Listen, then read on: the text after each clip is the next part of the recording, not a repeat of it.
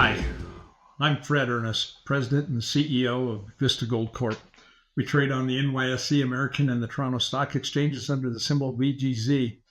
We're advancing the Mount Todd Gold Project, one of the largest undeveloped gold projects in Australia, and have just announced some exciting news about commencing a feasibility study to evaluate the development of Mount Todd on the scale of 15,000 tons per day, with a significant reduction in our capital costs. Very significant reduction in your capital costs from $1 billion down to $400 million. Talk us through the why that thinking, and I suspect most people listening to this will understand the why. But let's go to the process that you did. Yeah. So Matt, you're aware that, and many of the viewers will be aware that we've designed Mount Todd as a very large, robust operation, 50,000 tons per day throughput, producing something on the order of 480,000 ounces of gold per year over the first half of the life of the project. But it comes with a very, very, very large price tag. The capital costs earlier this year were estimated to be just over $1 billion to build and to commission a project of that scale. We have been talking to a lot of people, and we've been doing a fair amount of work ourselves. We completed a trade-off study, and there's some significant advantages to starting the project at a much smaller scale. We've looked at 10, 12.5, 15, and 17,500 tons per day as alternative strategies. We've selected 15,000 tons per day as the optimum throughput. And that allows us the flexibility of being able to expand the project at certain points in time in the life of the project to increase the production, coming very close to that 15,000 tons per day. And so starting out at a smaller scale, obviously I mentioned the reduction in CapEx. We're targeting about a 60% reduction in capital costs for the project. Early indications are that we can get a smaller scale project built for something in the order of, and we're targeting less than $400 million. The production at this scale is still very respectable as we look at the production over the life of our project without an expansion. We see that it varies between roughly 150 to 200,000 ounces of gold per year, making it, by any standards, a very respectable gold mine.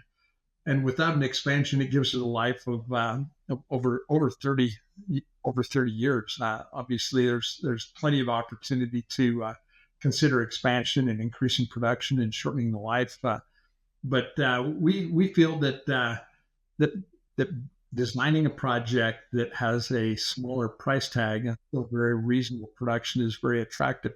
Now, at the same time, the other thing that we're going to do is that we're going to raise the cutoff grade in the designs for this project. And instead of a 0.35 gram per ton cutoff like we've used previously, we're anticipating that we'll be somewhere in the range of 0.45 to 0.5 grams per ton. And that's going to result in a reserve grade of something very close to 1 gram per ton. It'll result in a drop in our reserves, maybe instead of 7 million ounces at 0.77 grams per ton, we're going to be looking at something like 5 or 5.5 million ounces at a gram per ton. But we think that helps us get over a hurdle that the market sees as an impediment to commencing development of a project. And so lower CapEx, higher grade, we think that all of these things bode well for improved economics and more interest and more traction for the development of the project. Yeah, well, I think the market looks at a sub-$100 million company and a $1 billion plus CapEx, assuming everything goes right, as a major hurdle. I think you fixed that. I think you have fixed that. Now, there's something you kind of got to give away there, which is obviously it might be slightly less efficient. It might be slightly higher AISC or all-in costs for you. What does that trade-off look like initially? Yeah, certainly at a smaller scale, we don't get to the same economies of scale as we get at 50,000 tons a day. Another significant change in this study compared to our previous work is that we intend to include contract mining. We've already engaged in conversations with a couple of the well-known contract miners in Australia, and we'll be getting a contract mining quote from one of them. Obviously, when you have contract mining, you're trading capex on the front end for operating costs on the back end, and so our all-in sustaining costs will be higher than they were in the previous study. Previously we were sub $1,000 per ounce for all-in sustaining costs.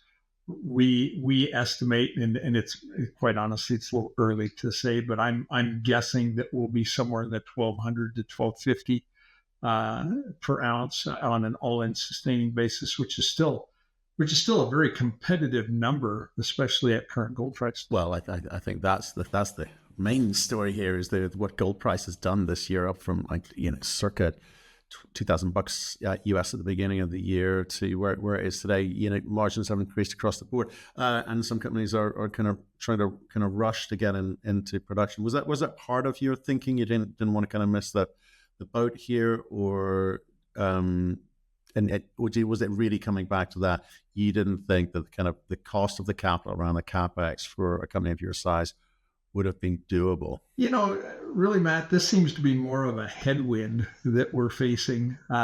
We've seen for quite some time, for the last several years, that developer producers have been more interested in acquiring other producers rather than on development risk. And so, this is not a conscious decision on our part to rush this into construction, but rather to help others realize that the risks associated with the project, with the extensive amount of work that's been completed, like Mount Todd, are not near as high as what people initially think. The fact that we have all of the permits for the construction of the project, the EIS, the federal environmental authorization, the mine operating permit are all approved, and designing the project at a smaller scale doesn't impact the validity of those permits at all. So we're actually making this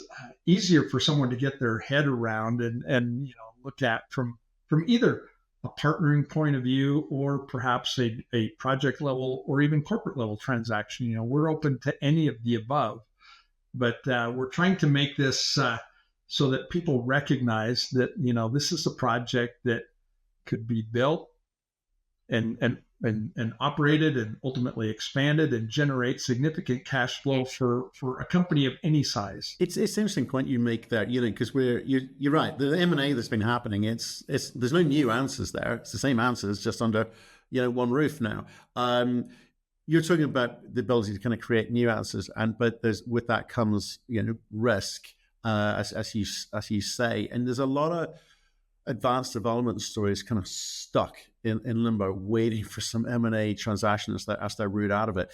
The difficulty there is the valuations of the developers have been absolutely crushed in the last 3 years. I think. Do you agree with that? And two, give any explanation as to why? It seems a very different sort of paradigm we're in compared to not so long ago. I do agree with it. I'm stunned by it in some regards, but it's something that we look at and analyze on a regular basis. And what I can say is that as of the last time we completed the analysis was the latter part of September, the end of the quarter. And at that point, we saw that senior producers, which is a pretty finite group, we're up between 90 and 100% over a 2-year period.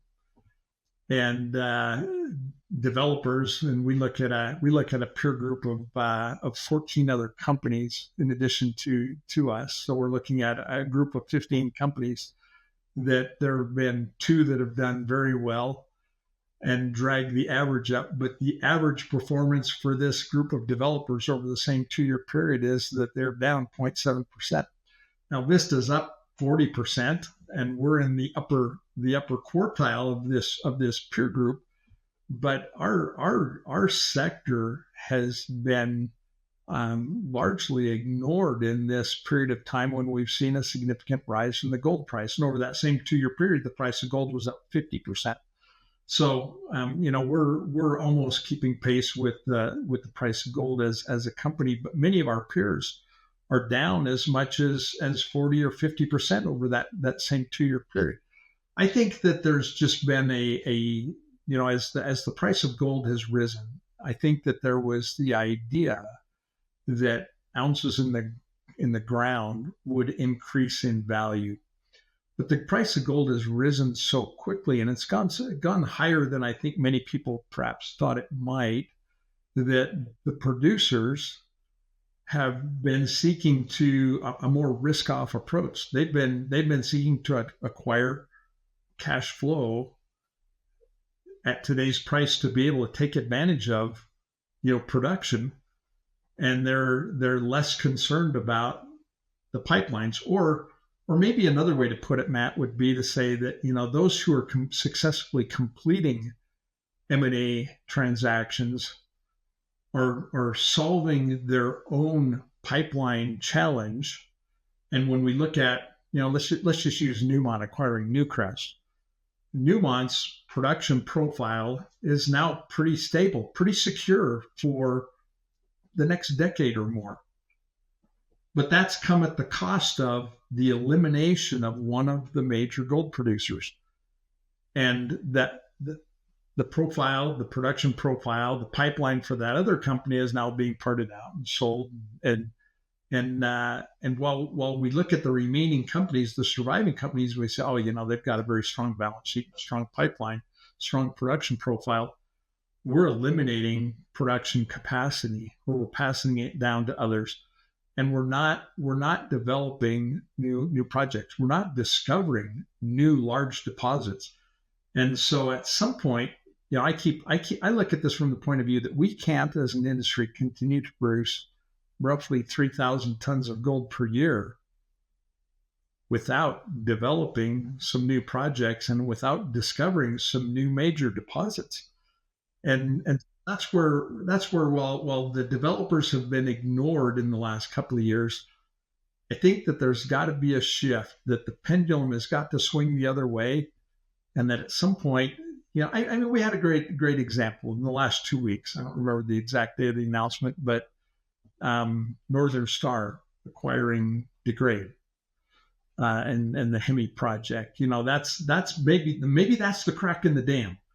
That's the first real producer acquiring a developer sort of transaction that we've all been waiting to happen.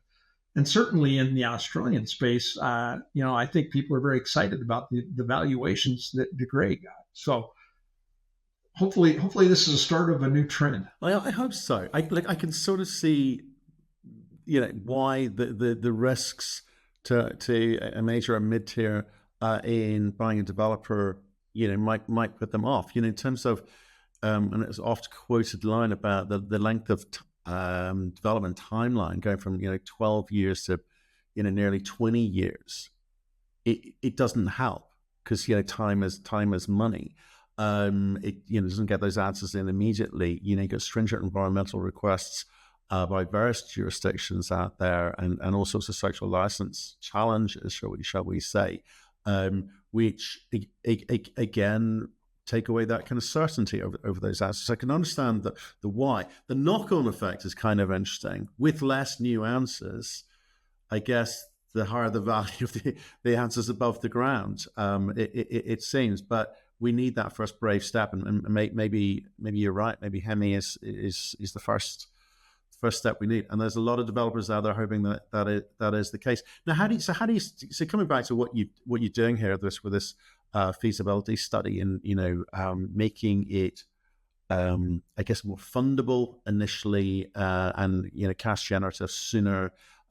How do you set that up and wrap that up in a nice little bow for a brave mid-tier to come along and say, do you know what, I think this is worth that risk? Well, certainly, we're the team that we've selected to complete this feasibility study is in many instances the first set of eyes.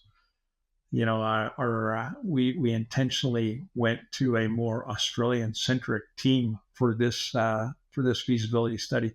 We've done some work with GRES in the past, and very pleased with their reputation in the Australian mining space. They're well respected for being able to design, construct, and deliver projects on time, on budget, and so that's very important to make sure we get the costs right.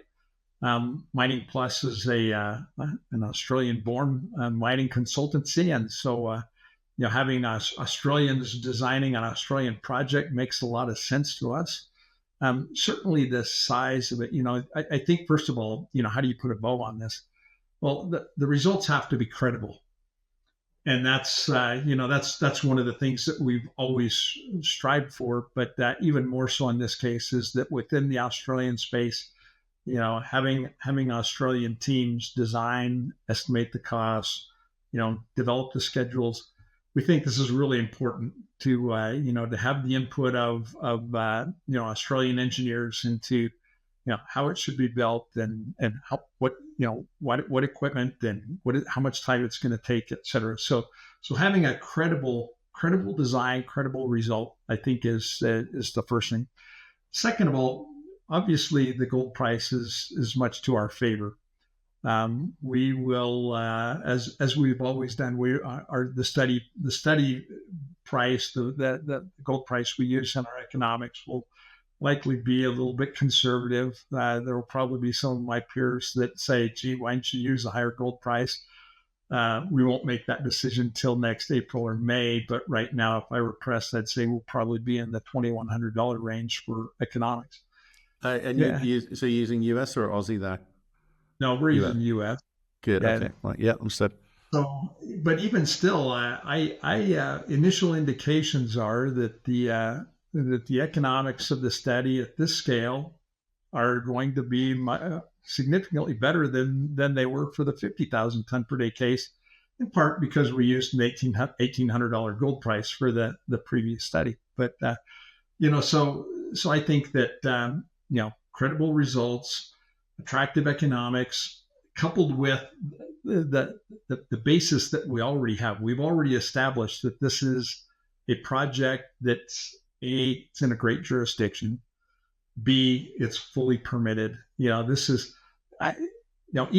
even the Hemi project, and I'm not an expert, but I understand that they've still got some permitting milestones to achieve.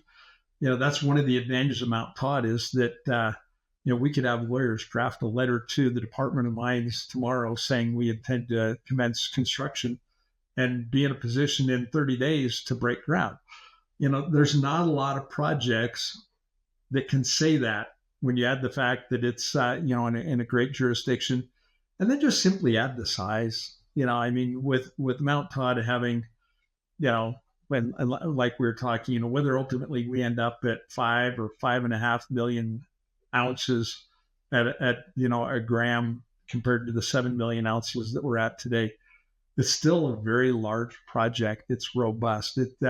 Quite honestly, this could be a company maker. It could be the kind of project that generates very respectable cash flow for decades and be the basis for being the source of building a very large company in and of its own by being the anchor for that growth. So I think there's a lot of things that come together with what we're trying to do with this feasibility study. Yeah, and I think we'll get into maybe exploration upside in a second. Just having looked at some of your press releases, but let's be clear about what your options are with this revised feasibility study.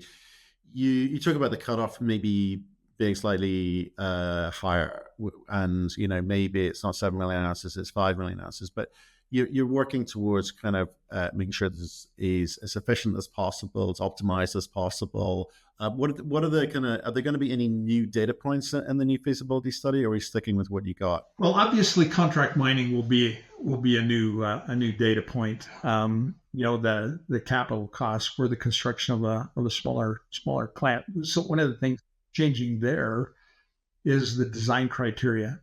The large scale project that we previously designed, we used design criteria that were very consistent with what a senior gold producer would design themselves, with lots of concrete retaining walls, large crushers built on concrete pedestals, etc. At a smaller scale, we're able to, one, we don't have the vertical distances on retaining walls, and we're looking at gabion construction. That's one thing that will help us save money. Crushers, at least the secondary and tertiary crushers, will be on structural steel instead of on concrete pedestals. And so that saves us some money and allows construction to proceed more quickly. So, this is very consistent with the way gold projects in Western Australia are built.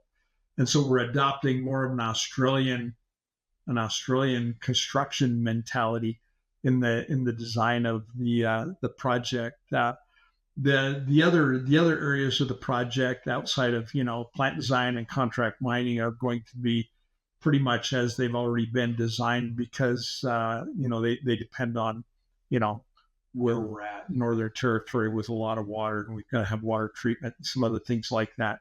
We're having a fresh set of eyes on the tailings storage facility and tailings design to make sure that that's a pretty dynamic area. It seems that every time we have a significant failure, that tailings design standards change, and we want to make sure that we are exceeding the Australian standards and in line with the international standards. So aside from that, now the data points are going to be pretty much the same, but it's just going to be at a scale that's more manageable to start. Okay, then let's go to the bit which kind of intrigued to me, I have to say. You talk about that kind of phase 2 drilling that you've done, and I'm sure you've got more data coming in soon. Much higher grade. I know we're only talking about 6 holes, but these are between 3 and 9 grams per tonne. It's a very different profile to what we're talking about here. So what one, were you surprised to be sort of seeing that? And two, what are you going to do about it? Yeah, you're absolutely right. I mean, what we're encountering in what we call the South Cross Lode, which is a structure that's parallel and yet displaced by several hundred meters from the Batman deposit. The historic drilling that we had, which was very shallow, and all of it was RC drilling, showed some intercepts over a 40 to 50 meter width that were very intriguing to us. And we started drilling with the idea of simply perhaps defining what might be a starter pit option to create a little bit better grade for the start of the project. However, as we drilled, and we've drilled down to more or less 150 meters below the surface, what we've discovered is that the historic RC drilling didn't paint a very good picture of the structure, the lithology, the geology of this zone. And what we see is that it's farther away from the intrusive. It's less altered, less silicified in the upper reaches. The grades in the upper part of the deposit, while they're just right at the surface, are very consistent with what we see at the Batman deposit, something in the 0.5 gram to 1 gram per ton range. But when we get below 100 meters, we've encountered things that we didn't expect, as you indicated. We have in many holes encountered vein intercepts that are much thicker than what we've ever encountered in the Batman deposit. And the Batman deposit, for those listening, this is what we call a sheeted vein system. It's a mineralized zone that's 200 to 300 meters in width, and within that 200 to 300 meters, we have very small quartz calcite sulfide veins that vary in thickness from 1 millimeter or so up to perhaps 10 centimeters. And the veins occur with such a regular spacing that there's maybe 7 to 20 veins per meter. What we're seeing in the South Cross Lode is something totally different. I mean, we might drill for 10 or 15 meters and have no veins down deeper. And then all of a sudden we encounter, like some of the results that we've already announced, a 0.5 meter at 50 grams per ton, or in another hole, a full meter at almost 26 grams per ton, or in another hole on another section, 2.1 meters at 13 grams per ton.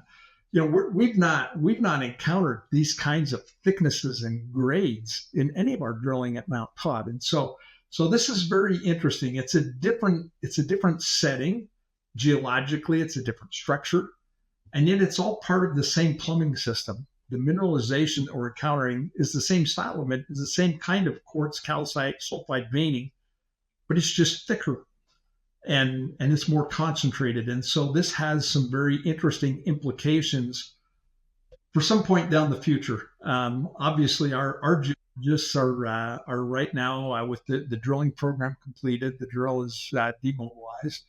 They're trying to figure out the geometry and the spatial relationship, from one drill hole to the next drill hole 50 meters away.